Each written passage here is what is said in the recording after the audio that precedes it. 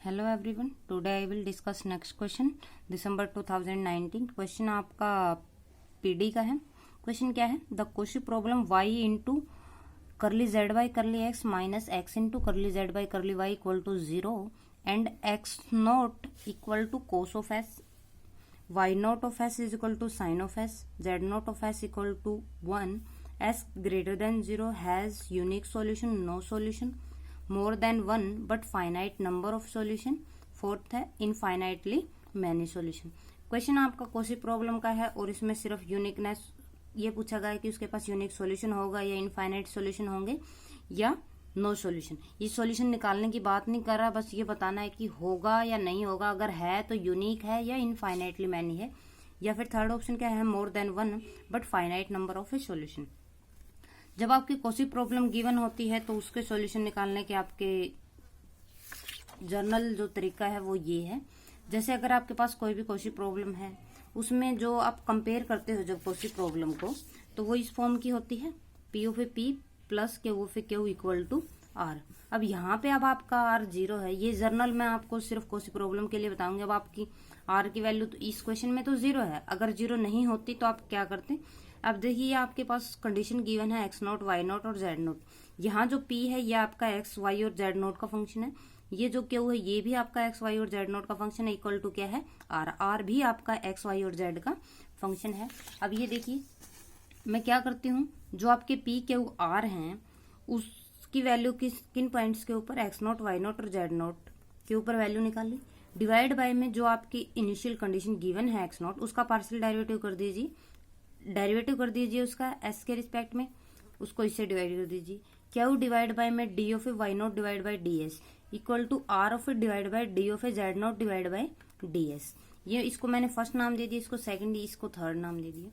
अब इसके जो सॉल्यूशन है, no solution, infinite many solution और यूनिक सॉल्यूशन, वो किसके ऊपर डिपेंड करता है? अब ये देखिए अगर आपके जो तीनों हैं, जो ये फैक्टर तीनों हो, अगर आपके इक्वल आ जाते हैं तो उसके पास कितने सॉल्यूशन होते हैं? इनफाइनाइट सॉल्यूशन होते हैं। अगर फर्स्ट 2 इक्वल है और थर्ड इक्वल है तो उसके पास नो सॉल्यूशन होगा। और थर्ड ऑप्शन क्या है उसका, अगर तीनों अनइक्वल हैं तो उसके पास कैसा होगा? यूनिक सॉल्यूशन होगा। आप यहां से भी उस क्वेश्चन को रिजेक्ट और सेलेक्ट कर सकते हो बाय ऑप्शन।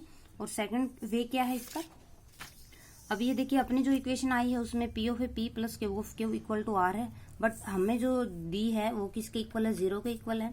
दैट मीन्स आपके पास आर क्या है? 0 है। आर 0 है तो इसके पास जो नो सॉल्यूशन का है जो केस वो रिजेक्ट हो जाएगा, क्योंकि थर्ड जो इक्वेशन जब आप हम चेक करते हैं तो वो यहां से यहां तक खत्म हो जाएगा ना, ये वाला, तो यूनिक सॉल्यूशन वाला केस रिजेक्ट हो जाएगा। यहाँ पे जैसे अगर आपको थर्ड ऑप्शन चेक करने की जरूरत ही नहीं है तो ये वाला बचेगा, और कौन सा बचेगा? इनफाइनाइट सॉल्यूशन के लिए बचेगा। तो 2 ही पॉसिबिलिटी बची आपकी, आर अगर 0 है तो यूनिक और इनफाइनाइट सॉल्यूशन की इक्वेशन ये थी। अब आपने कंपेयर कर दिया कि पी किसके इक्वल है? आपका वाई के इक्वल है। क्यू किसके इक्वल है? आपका माइनस एक्स के इक्वल है। अब ये देखिए ये आपकी कंडीशन गिवन है, एक्स नोट पी वाई के इक्वल आया है, क्यू माइनस एक्स आया, एक्स नोट गिवन है, वाई नोट भी गिवन है, जेड नोट भी गिवन है। अब पी किसके इक्वल है? वाई के, और वाई की कंडीशन किसके इक्वल है? आपकी साइन एस के, तो पी किसके इक्वल हो जाएगा? आपका साइन एस के।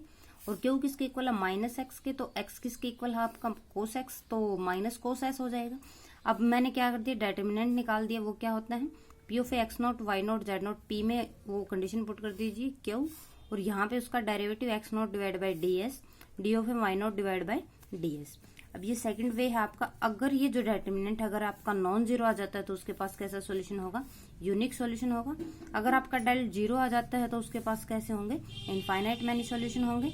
अब ये देखिए आपके पास पी किसके इक्वल आया था? आपका साइन एस के इक्वल आया था, और जो क्यू है वो किसके इक्वल आया था? आपका माइनस कोस एक्स के इक्वल है। ये पी साइन था, क्यू किसके इक्वल है? माइनस कोस एक्स के इक्वल है।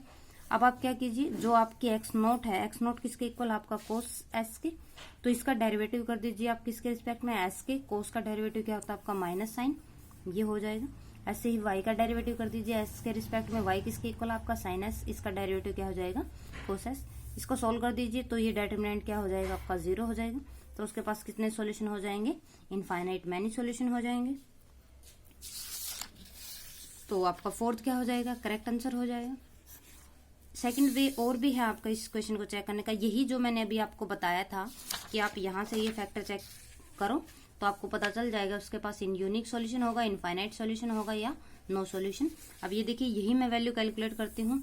जैसे आर अब आपका 0 है तो p divide by D of X naught by D S equal to क्या हुआ फिर D Y naught by D S. यही वैल्यू भी मैंने कैलकुलेट की थी। तो p of X naught Y naught किसके इक्वल था, आपका s के इक्वल है, और उसका डेरिवेटिव पार्शियल वो क्या था, minus s, minus sine s है। ये ऐसे ये वैल्यू कैलकुलेट की, y डिवाइड बाई इसका पार्शियल डेरिवेटिव निकाली, minus cos X divide by cos X, ये किसके इक्वल हो जाएगा, इक्वालिटी होल्ड की है इसमें। तो इसके पास कितने सॉल्यूशन हो जाएंगे, इनफाइनाइट मैनी सॉल्यूशन हो जाएंगे। तो फोर्थ क्या हो जाएगा, करेक्ट आंसर। क्योंकि देखिए मैंने बताया था कि अगर आपके दोनों फैक्टर इक्वल हैं और थर्ड भी उसके इक्वल है तो उसके पास कैसे सॉल्यूशन थे, इनफाइनाइट मैनी सॉल्यूशन थे। अगर थर्ड उसके अनइक्वल है तो उसके पास क्या थे, नो सॉल्यूशन थे। तो यहाँ से जो दोनों फैक्टर हैं वो आपके क्या आगे इक्वल आए तो उसके पास कैसे सॉल्यूशन होंगे, इनफाइनाइट मैनी सॉल्यूशन होंगे। Thank you for watching my video.